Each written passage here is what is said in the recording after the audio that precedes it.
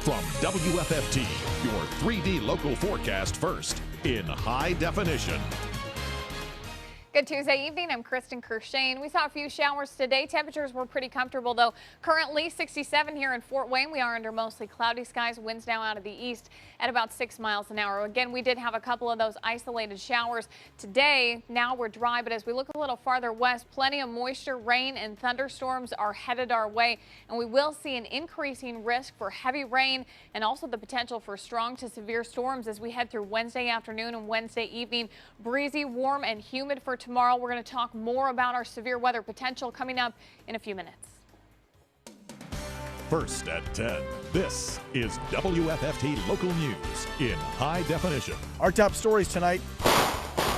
He wanted him dead, I guess. Nearly 50 shots ring out in a Fort Wayne community, killing one man, and it's all caught on video. Plus, putting a name and a face with the Ice Bucket Challenge. You better fight with all your might, girlfriend. I'm Isabella Moeller, a local Fort Wayne woman diagnosed with ALS at the age of 40. Hear her terrific story coming up. And how's the market looking these days? Also, a new poll shows Americans are worried. I think Americans and people should be informed. I'm Roma Siddiqui. Coming up, find out why an alarming rate of Americans are just as scared as they were after the attacks of 9/11. WFFT local news first at 10 starts right now.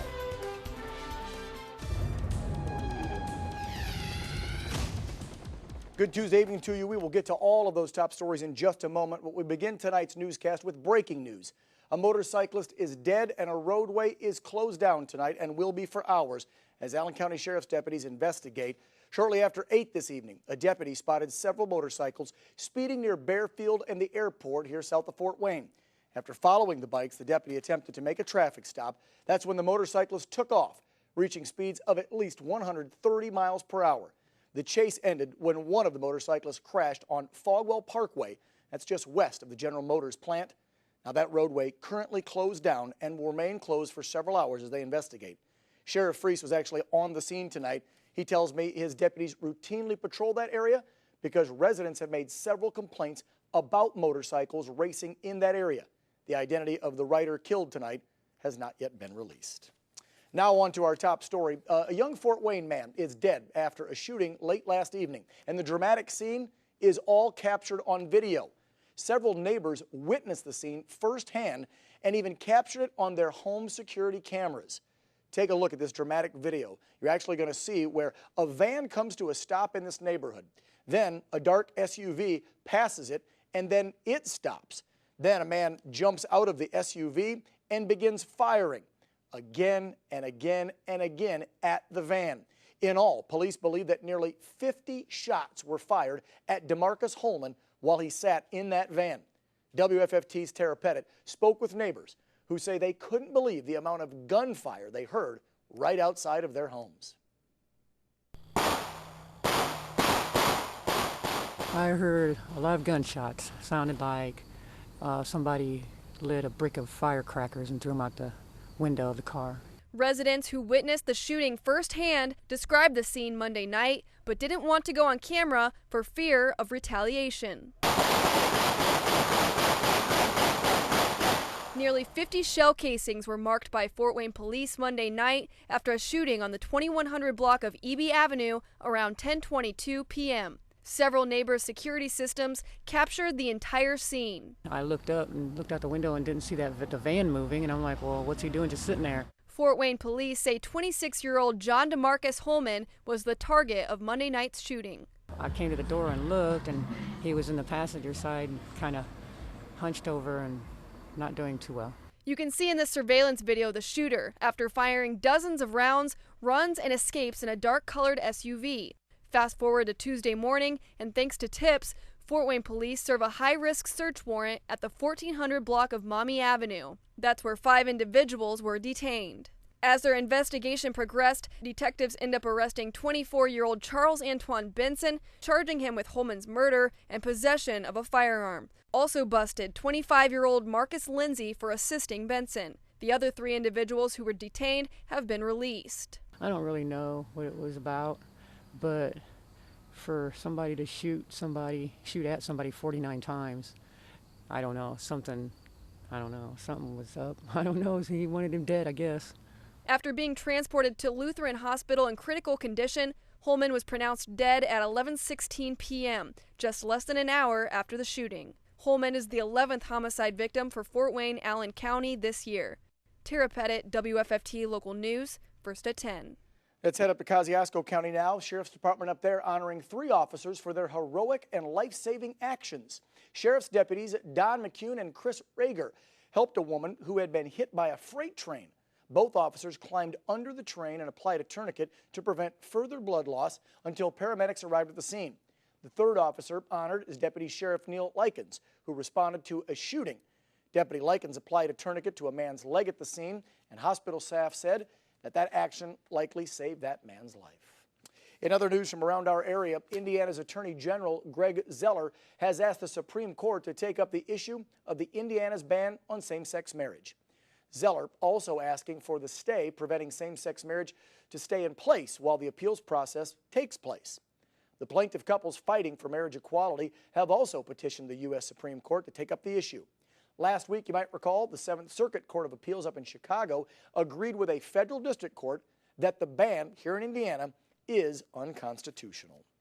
Bringing it back home here, the city of Fort Wayne's newly created Legacy Funds Council, the group of 9 people who will make decisions as to how the city spends its millions of dollars in legacy funds, is about already to have their hands full.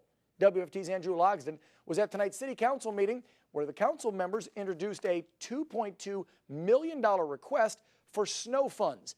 Andrew joining us live in the control room. More on this. We remember last year they had overtime, extra salt, then we had messed up roads, a lot of money spent thanks to Mother Nature. What are they talking about for this winter? Well, Dan, with all that salt needed to unfreeze area roads this past winter, the city is at a shortfall as to how to pay for it. At tonight's city council meeting, they introduced a request for legacy funds by the city. That's for $2,200,000. $2 million of that would cover the cost from this past winter, like you just said, the extra road salt and the many hours of overtime those plow drivers worked to keep traffic going across the city. It includes that extra $200,000 to cover anticipated costs for this upcoming November and December. Council members haven't discussed or voted on this resolution. That will come at the next meeting. I spoke with District 3 Council member Tom Didier before the meeting. He says it should cause for a bit of debate for council members, but in the end, it has to get paid for somehow. In the nuts and bolts in this, we have to make sure that the dollars are there for the community as a whole to make sure that they're protected from, making sure their snow is removed from their streets and, and they have clear passages for be able to get to work. So now here's where that new Legacy Fund Committee comes into play. If City Council members vote and approve it next meeting, it would go to the committee for approval. At tonight's meeting, the City Council selected its appointed member. Once the 8-person committee can get together then, it would then have to vote on its 9th and final member before it could approve fund requests like this one. Live in the control room, I'm Andrew Logsden, WFFT Local News, first at 10. All right, so some official business before they can get to approving stuff. All right, thank you, Andrew. We'll stay on top of that one. So far, over 5,000 people have made it out to this year's 50th anniversary of the Parade of Homes here in Fort Wayne. The event taking place over at the Forest of Foxwood with a over 17-acre lake northeast side of town. For a small fee, attendees can tour 7 made custom homes, also 2 villas. Director of Development for the Northeastern Group, Rick Zaire, says that the homes on the parade are selling quickly. Well, we've have 2 pre-solds, 1 sold during construction, and we understand a 4th house is being sold now. So it's great. Out of 7 single family, 4 of those are sold. Now, the Parade of Homes started this past weekend, and it will run through this Sunday, September 14th. And our Brooke Welch, she was over at the Parade of Homes today and talked with area experts about the local real estate market here in Fort Wayne and Northeast Indiana. Brooke now has more on what things are selling for as far as homes on the market. Are they moving quickly or slowly? She also has more on what we can expect when it comes to interest rates. Will they stay low or will they be going up? Events like the Parade of Homes brings in a lot of people to look at houses. But are people actually selling and buying new houses since the economy took a hit in 2008? The answer is yes.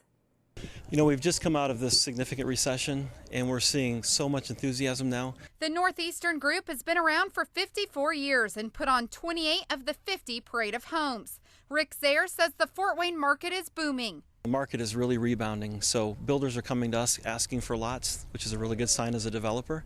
So we know we have to open new areas and really look at all areas of the city.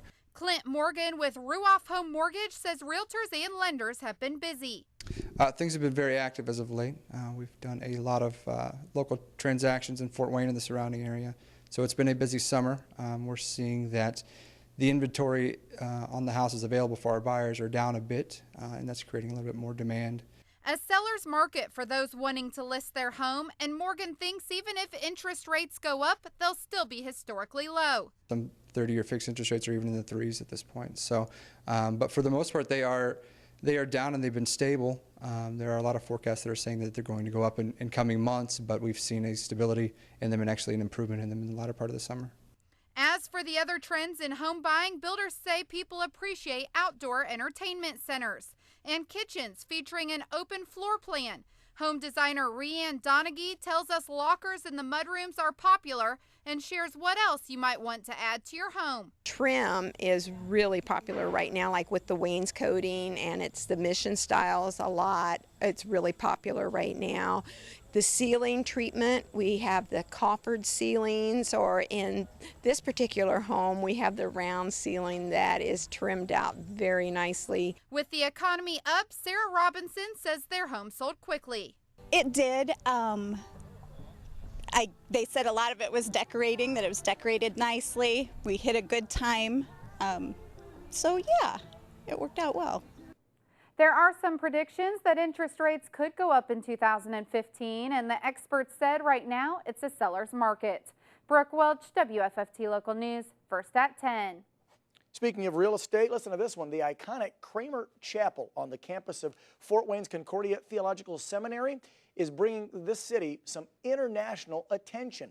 The chapel building and its architecture is being featured in an architectural photography project by famous German photographer Christoph Morlinghaus. The artist is taking pictures of modernist-style churches around our country. 4 of the ones featured out of his top 15 are in Indiana, including the Kramer Chapel here in Fort Wayne. The chapel was built as the centerpiece of the college campus back in 1958. Dean of the chapel, Paul Grimm, says the recognition caught the school by surprise. We weren't aware that he had done that. In fact, it was news to us and we saw it on the internet. And so we're quite interested in learning more, and actually we're going to try to contact him and get him back here, because he took pictures when the place was kind of taken apart and there were hymnals laying all over the place, and we want him to come back when it's looking in its pristine condition. Now, WFFT reached out to that photographer, Morlinghaus, earlier today. He was unavailable for comment. He's traveling currently. We're going to keep following this story as he releases this Form Faith project, and when it launches, we'll bring you more details on it. Very cool. A new app from the American Red Cross for your smartphone. It's been launched. It now allows folks to find local blood drives in and around our area. The app allows donors to schedule for blood donations, track donations. It also allows users to sync their calendars on their smartphones to when the blood drives are in their area and give them alert. Vince Robinson says this is a new way to meet the constant need for the gift of life. As far as really spreading the word, because they can use the app to take a selfie, for example, that kind of promotes the idea to family and friends who maybe have not thought about donating before. It gives them the incentive to donate.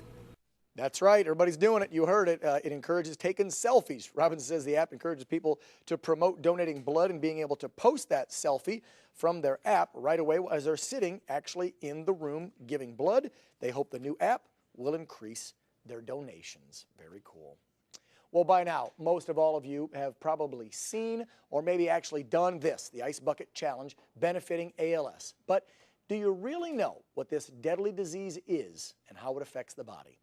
Earlier today, WFFT's Isabella Moeller met with a woman suffering from the disease right here in Fort Wayne. At just 40 years old, Angel Waller was diagnosed with ALS back in March and has been battling the deadly disease ever since.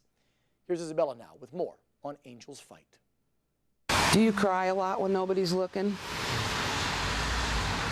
I'm sorry, baby. Angel Waller was diagnosed with ALS just a few months ago and has already lost the ability to walk, eat, and talk with her loved ones. Melanie Manny has been friends with Angel for the past 20 years and is devastated her best friend has come down with the disease at the age of 40. She couldn't talk all of a sudden. She couldn't speak at all, and she didn't tell anybody. It came back. Her voice came back. She didn't tell anybody. This past March, Angel went to Indianapolis for testing. She'd lost a whole lot of weight, and so that's when Dr. Chang came in and said, okay, we don't need to go to Indy anymore. We don't need to do this. Let's all work together and get this figured out. And that's when they said that she had bulbar palsy. Bulbar palsy is another form of ALS, and this disease has acted fast on Angel's body. She could feed herself 2 weeks ago, now she can't. Her dad has to put it, because this hand doesn't hardly work at all now, and this hand, she can still take drinks by herself.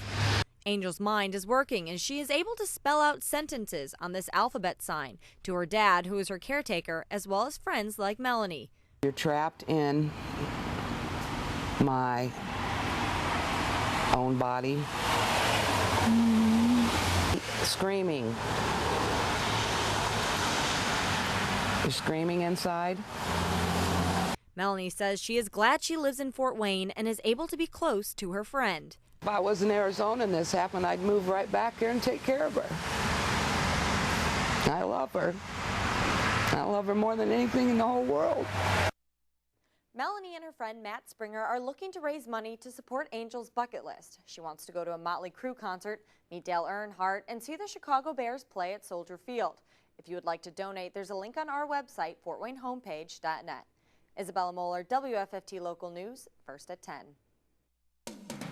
Coming up after the break, the president met with congressional leaders today to talk about a strategy to deal with ISIS, just 24 hours before he addresses the nation. Plus, a new poll shows that Americans are just as worried about ISIS as they were 13 years ago about Al-Qaeda. And the fourth American infected with the Ebola virus returns home. Also a bit later, beam me up, Scotty, Apple introduces its new smartwatch to the world, along with some new iPhones. Plus, the lights of Broadway go dim for Joan. Those stories and more when we return. Kristen? 76 degrees for a high today. Will be warm again tomorrow, but the potential for heavy rain and also severe storms. More details on Wednesday's forecast is after the break. From WFFT, the area's only 10 o'clock local newscast with Dan Ball. Weather with Kristen Kershaw. Sports with Christina Aguayo. You're watching WFFT Local News, first at 10 in high definition.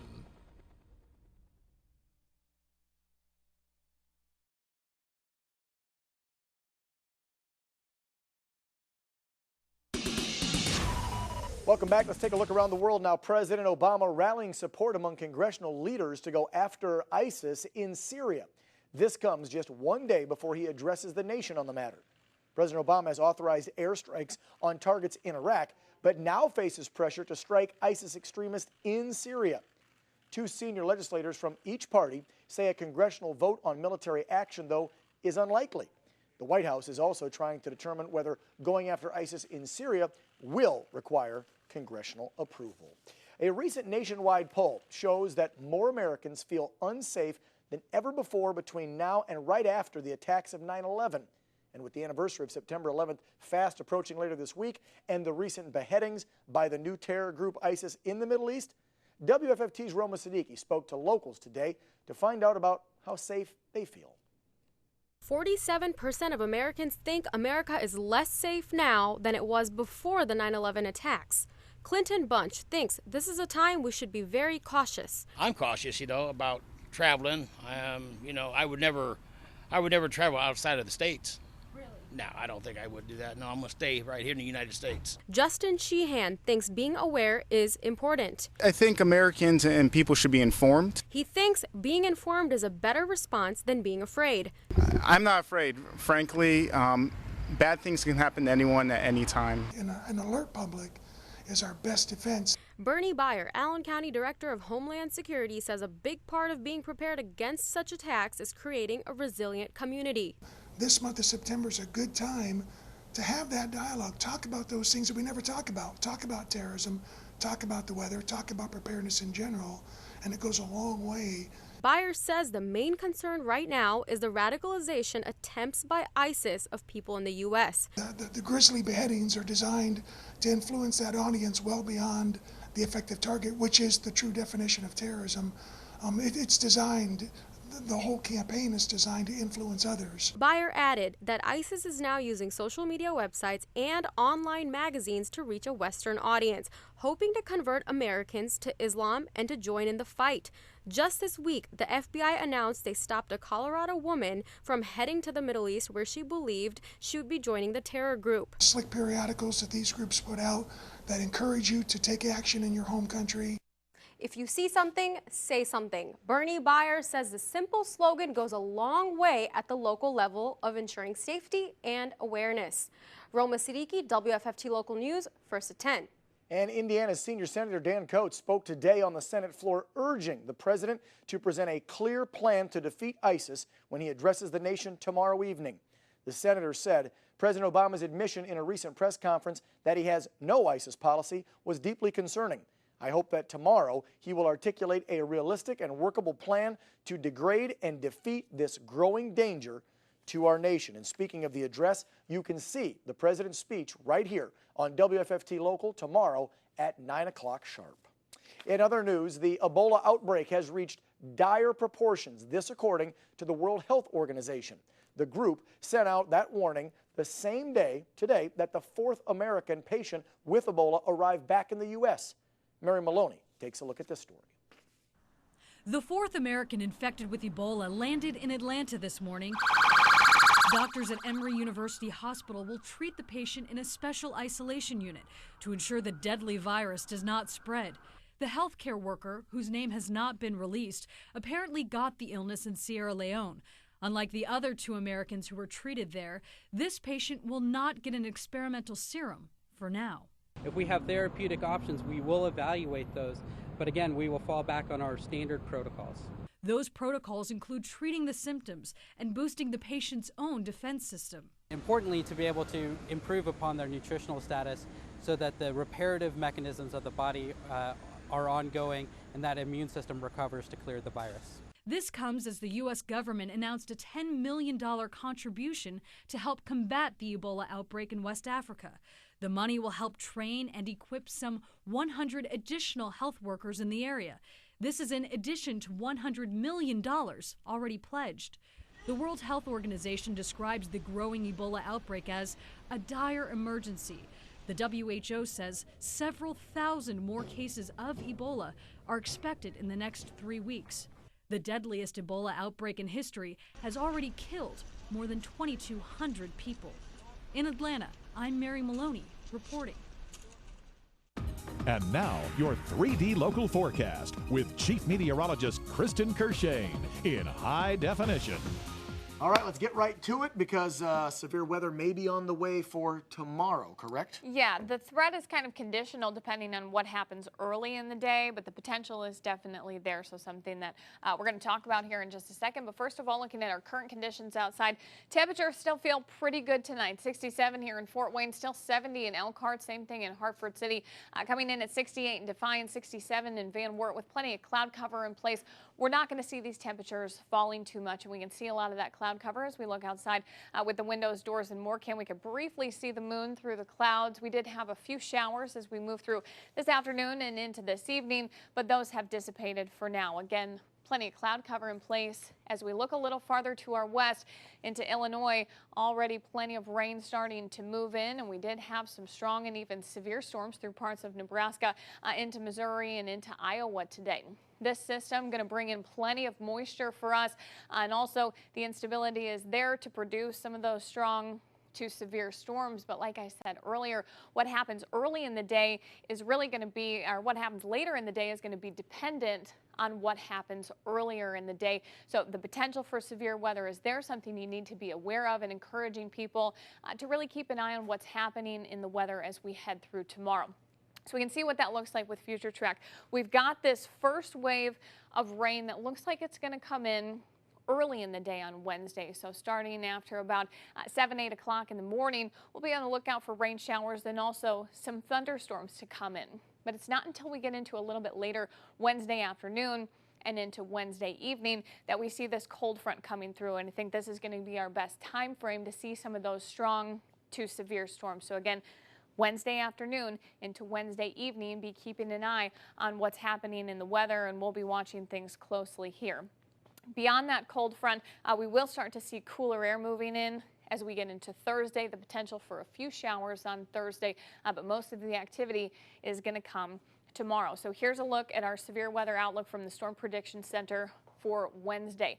Most of the area does have that potential to see strong storms, the highest potential for severe storms just west and southwest of Fort Wayne. Again, this is going to be Wednesday afternoon into Wednesday evening, carrying over even into Wednesday night. As far as our threats go, for Wednesday, there is an isolated chance for a tornado. Could also see a few isolated hail events, but the bigger threats are really going to be the potential for some flooding, as we could see some very heavy rain as these storms come through. And our highest threat looks like it's going to come in the form of wind. Could see some very strong, even damaging winds with some of these storms. So just be thinking about what you'll do if we get some of those watches and warnings issued. Know where you're going to go and the safety precautions that you need to take. So 62 for an overnight low tonight, with a few of those isolated showers moving in, especially as we head into the morning. Still warm as we head into tomorrow. It will be humid and also breezy. We're watching for those strong to severe storms. Much cooler as we head into Thursday, Friday. Could still see a couple of showers. 60s as we head from Thursday, Friday into the weekend and next week. FortWayneHomepage.net, where you can always track those rain showers and thunderstorms with our interactive radar. Dan? All right, yeah, and folks, make sure you tune in to us tomorrow. We'll be tracking those storms for you all day. Coming up a bit later here in our newscast, you'll want to stick around. You're going to get a chance to check out Apple's new iPhone 6 that's coming out real soon. Plus, you're going to get a look, at the all-new smartwatch. Looks like something from the Jetsons or Star Trek. But first, Christina. Coming up, Ray Rice's wife speaks out about the elevator video. I'll tell you what she says next in sports.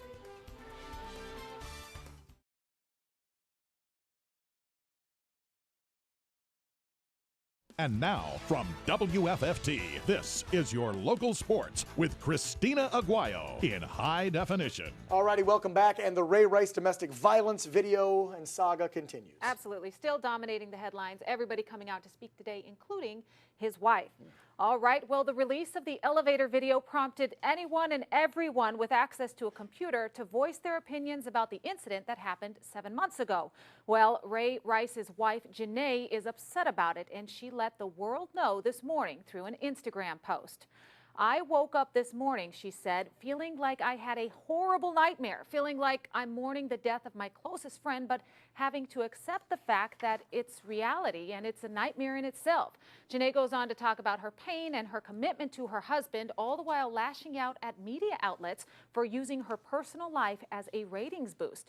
To see her full statement, log on to FortWayneHomepage.net. Sticking with the NFL, the Colts are already feeling the sting of losing their star linebacker, Robert Mathis, a.k.a. the heart and soul of the defense. Just to give you an idea of how much Mathis means to the team, this guy is the franchise leader in sacks with 111 and is a 6-time Pro Bowl selection. Pagano had this to say earlier today. Obviously, injuries are a part of the game. We hate to lose anybody, but this is a really devastating blow for Robert and his family and our team. It's a tough, tough pill to swallow right now. The team is just absorbing the shock and enormity of it all. Switching gears, the head honcho over at Ball State, Pete Lembo, held his weekly press conference earlier today. Lembo talking about the Cardinals' 4-point loss to Iowa over the weekend and says even though they didn't win the game, he was impressed at the speed he saw in his defense. There were a couple times where I saw some things happen on the field and thought to myself, gosh, we look fast. Now, I'm not saying we're the biggest group of linebackers, but we do have good speed, and I think our instincts are getting better. Meanwhile, Ball State announced earlier that their AD, Bill Scholl, will be leaving the school to accept the vice president and AD positions at Marquette University. This was a very difficult decision to make, said Scholl, because of the momentum Ball State athletics has right now. My wife Julie and I thoroughly enjoyed our time here. Coach Lembo says he's happy with the time he's had with Scholl and understands his reasons for leaving. And I know that some of the things he was able to do will make a lasting impact for years to come. And that's all you can ask. You can't ask people to hold back their personal goals and their careers. You know, if the New York Times calls you tomorrow, Ben, I fully expect you to pack up your belongings and throw them in your Toyota and start heading east. You know what I'm saying?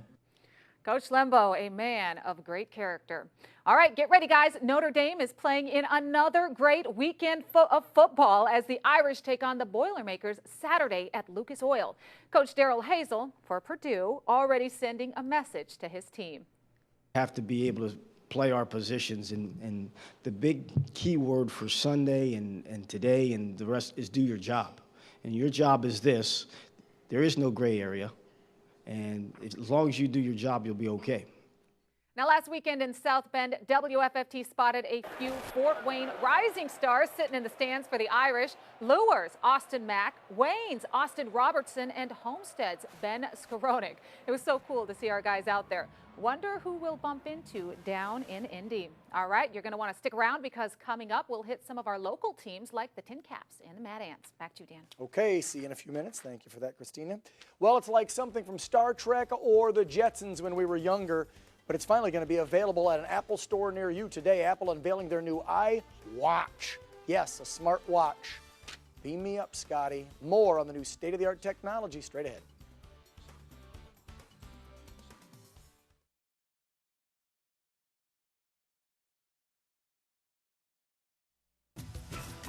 Welcome back. Topping business news, Apple's fall event today delivered what many industry watchers expected, including new iPhones and a smart watch. But the tech giant still had a few more surprises to unveil today. Karen Kafa has details. We have one more thing. At Apple's fall event, the biggest product announcement came last. Their long-awaited, much speculated about smartwatch. The Apple Watch has interchangeable bands, touch features, and a flexible Retina display. The face is customizable, different colors, images, and information, and Apple highlighted its fitness tracking capabilities. The Apple Watch wasn't the only device rolled out on Tuesday. Keeping with an industry trend of bigger phones, Apple introduced the larger iPhone 6 and the even larger iPhone 6 Plus. The iPhone 6 screen measures 4.7 inches, the 6 Plus 5.5, and both are thinner than their predecessors. They have curved edges, faster processors, and what Apple calls Retina HD displays. More than 1 million pixels in the iPhone 6 and 2 million in the 6 Plus, double the amount on the current 5S. Your total is $23.78. Apple also announced Apple Pay, its version of a mobile payment system. A mobile wallet, a wearable, and bigger smartphones, all things Apple's competitors are doing, but that Apple waited to unveil in the hopes consumers will think they do it better. They join eventually, but if you want to see a first of or first of its kind, it's probably going to be on an Android platform or even Windows. The iPhone 6 starts at $199, the 6 Plus at $299. Pre-orders begin this Friday, September 12th, and begin shipping on the 19th.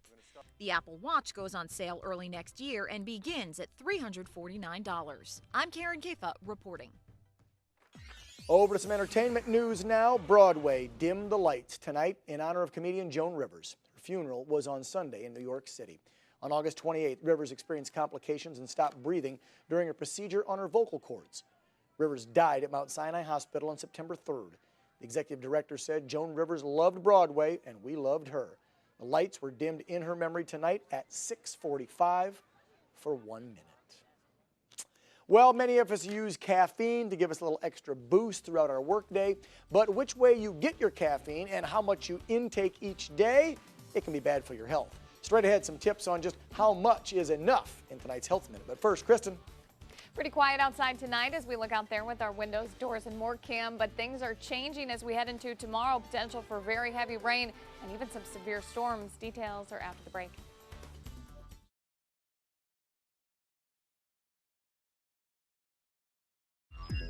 Welcome back in health news tonight. Everybody needs a little boost now and again. A lot of people turn to caffeine to give them that extra jolt. But like everything else, too much of a good thing is not always good for your body. Here's Carla Zeus with tonight's Health Minute. Caffeine is everywhere. In coffee, iced tea, chocolate, sodas, even in some medications, it's a stimulant that can make you feel more alert and give you that boost of energy. It increases blood flow to the muscles, opens up your lungs, it gives increased performance. But when you consume too much of it, caffeine can cause major health problems. On average, most people can handle about 300 to 400 milligrams of caffeine per day. That's about what's in 3 to 4 6-ounce cups of coffee. What's concerning these days is more and more products contain larger amounts of caffeine. Energy drinks, supplements, even powdered caffeine contains way more of the substance than any cup of coffee. For example, the FDA warns 1 teaspoon of powdered caffeine is equivalent to 25 cups of coffee. When they take what they think is a dose, it's 10, 15, 20 times what they're expecting. Consuming more than 1,000 milligrams of caffeine could lead to some serious side effects like an irregular heartbeat, nausea, tremors, insomnia, and in some rare situations, death. So beware of what you're drinking. Best way to avoid caffeine overdose is to check the ingredients just to see how much caffeine you're taking in. For today's Health Minute, I'm Carl Azus. And now, your 3D local forecast with Chief Meteorologist Kristen Kershane in high definition. Doesn't feel too bad out there tonight. 67 our current temperature in Fort Wayne. We are under cloudy skies. Dew point at 62. It does feel a little bit humid out there, and plenty of moisture is headed our way. We had a couple of showers as we move through this afternoon, but as of tonight, things are dry. Again, plenty of cloud cover in place, but not too far to our west. We're already starting to see showers moving in, so Illinois starting to get in on some of the rain. Did have some strong to severe storms across parts of Nebraska into Iowa and Missouri today, and all of this moisture is headed our way. So again, it is going to be humid as we head into tomorrow, but with all that moisture in place, we'll see the potential for some very heavy rainfall as storms move through. What happens later in the day is really going to be dependent on what happens earlier in the day. So as we play this out with Future Track here, you can see, looks like our first wave of rain and some storms comes through kind of early in the day. So after about 7, 8 o'clock in the morning, we're going to be watching for rain showers and also a couple of thunderstorms. But if we don't see much sunshine as we head into the afternoon, we won't be able to destabilize the atmosphere like we need to get the energy for the storms later in the day. So we're going to watch things closely, how they're developing as we head into the afternoon hours, and we'll be providing updates for you online as we head through the afternoon and into the evening. The cold front comes through as we get into Wednesday evening. That's going to be our best time frame to see those strong to severe storms. And also, again, we do have that potential for some very heavy rain tomorrow. Could cause some problems with flooding. Much cooler air filters in behind our cold front. So Thursday, a noticeable difference in temperatures.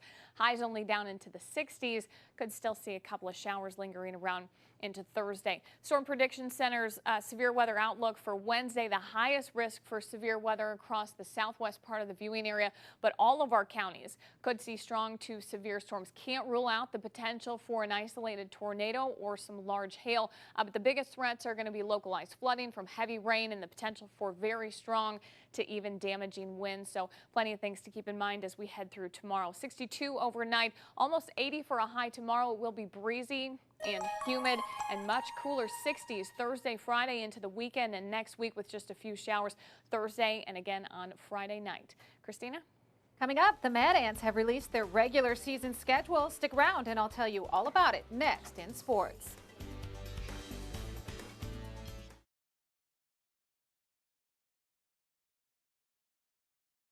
And now, from WFFT, this is your local sports with Christina Aguayo in high definition. The Tin Caps were able to finish the season off on a win streak. Then they beat the #1 team in the first half, the Whitecaps, to advance to the second round of the playoffs. Even after all that, they got a little more good news today. Nick Schultz, the Cappies outfielder, has been named the Midwest League Player of the Month for August. A little late, but hey, we'll take it. Minor League Baseball made the announcement earlier saying Schultz led the 16-team circuit in slugging percentage and on-base percentage. All right, if you've been waiting all summer to see when you can catch the Mad Ants in action again, well, today is your lucky day. The team has released their regular season schedule. Last year, the Ants finished with the best record in the league, 36-14, won themselves an Eastern Division title, and swept the playoffs to be crowned champs. The Good Guys will tip off their 8th season on Saturday, November 15th at 7:30 when they welcome Sioux Falls to the Coliseum. For their full schedule, log on to fortwaynehomepage.net. Team USA still dominating in the FIBA World Cup as Derrick Rose and company took on Slovenia in the quarterfinals of the single elimination bracket and beat them. Even though it took the Americans a little time to warm up, they still came out with the win. Final on the game 119-76. Team USA advances to take on Lithuania in the semifinals on Thursday. Bringing it back a little closer to home, we hit the courts for some volleyball action. The Carroll Chargers and the Northrop Bruins going at it in this one. Chargers getting the best of the Bruins in the first set, 25-14. Then they go ahead and sweep them on the night. A big thanks to Isabella Muller for shooting these highlights tonight. And how about a quick soccer score for you? The Chargers took down East Noble tonight 5-0. Back to you, Dan. Okay, thanks for all that. Great local stuff. Straight ahead after the break, we will have details on a story that we'll be working on for tomorrow evening's newscast. Stay with us. You're watching WFT Local, first at 10.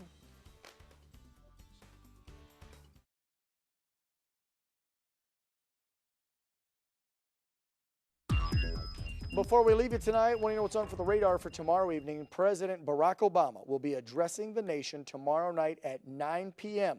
He's expected to discuss his policy on how to handle ISIS and the terror group in the Middle East. You can watch the presidential address right here on WFT Local at 9 o'clock. Hell's Kitchen will follow after that, and then we'll have an abbreviated newscast at about 10:15, 10:20. We hope you tune in for our news with all the day's top local stories. And the big story tomorrow will be the weather. Yeah, we're going to be tracking rain and storms as we head through tomorrow. Could see some very heavy rain and the potential for strong to severe storms as well. So keep close eye on the weather for tomorrow. Much cooler Thursday and beyond. FortWayneHomepage.net for your news, weather, and sports. Thank you so much for watching. We'll see you tomorrow right after the president's address.